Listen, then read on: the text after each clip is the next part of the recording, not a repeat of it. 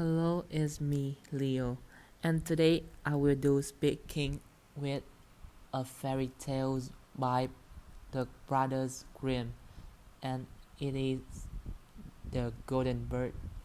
A certain king had a beautiful garden, and in the garden stood a tree which bore golden apples.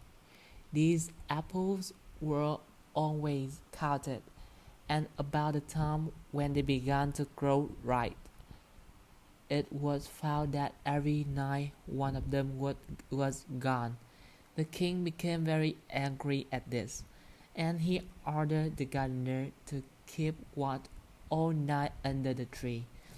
The gardener set his eldest son to watch, but about 12 o'clock he fell asleep, and in the morning another of the apples was missing.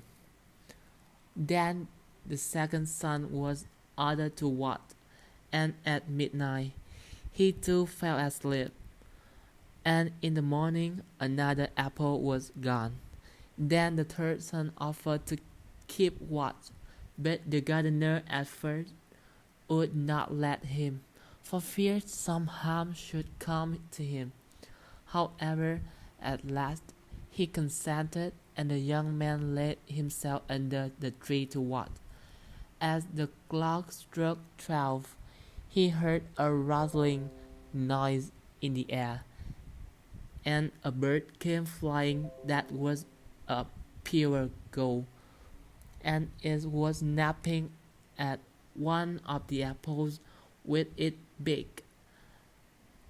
The gardener's son jumped up and shot an arrow at it, but the arrow did the bird no harm, only it dropped a golden feather in the morning, and all the council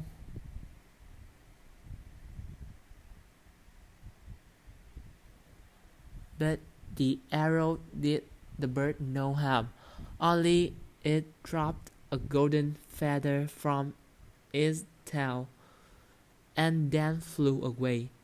The golden feather was brought to the king in the morning, and all the council was called together.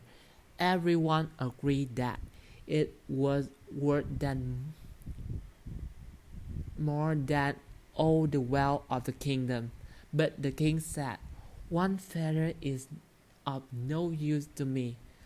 I must have the whole bird." Then the gardener's eldest son set out and thought to find the golden bird very easily. And he had gone but a little way. He came to a wood, and by the side of the wood he saw a fox sitting.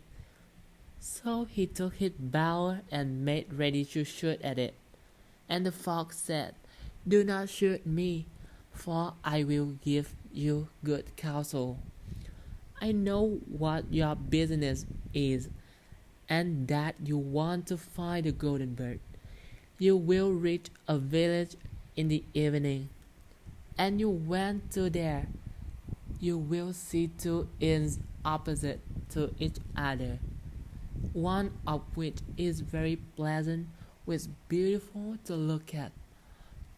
Go not in there, but the rest of the night in the other, though it may appear to you to be very poor and mean."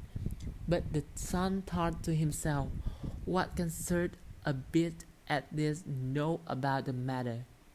So he shot his arrow at the fox, but he missed it, and it set up its tail above its back and ran into the woods. Then he went his way, and in the evening came to the village where the two inns were, and in one of these were people singing, dancing, and feasting.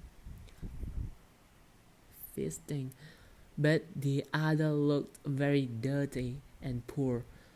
"I should be very silly," said he, "if I went to that shabby house and left this charming place So he went into the smart house and ate and drank at his ease. He and forget the bird and his country too.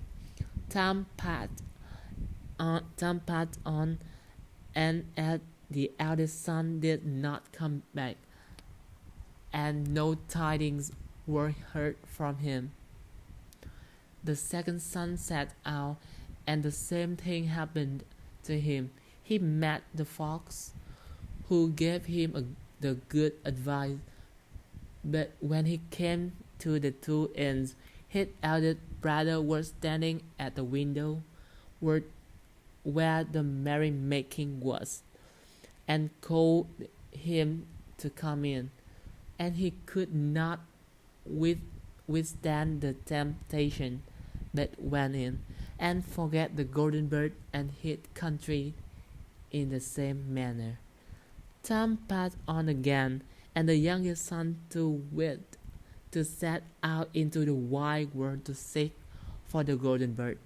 But his father would not listen it for a long while, for he was very fond of his son, and was afraid that some ill luck might happen to him also, and prevent his coming back.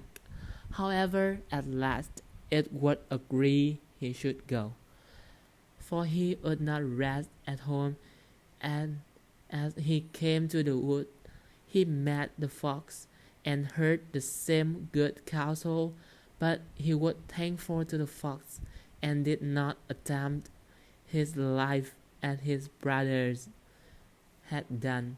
So the fox says, "Sit upon my tail, and I will travel faster." So he sat down, and the fox began to run, and away they went over stock and stone so quick that their hair whistled in the wind. To be continued, I will come back with the rest of the story. Thank you myself for doing.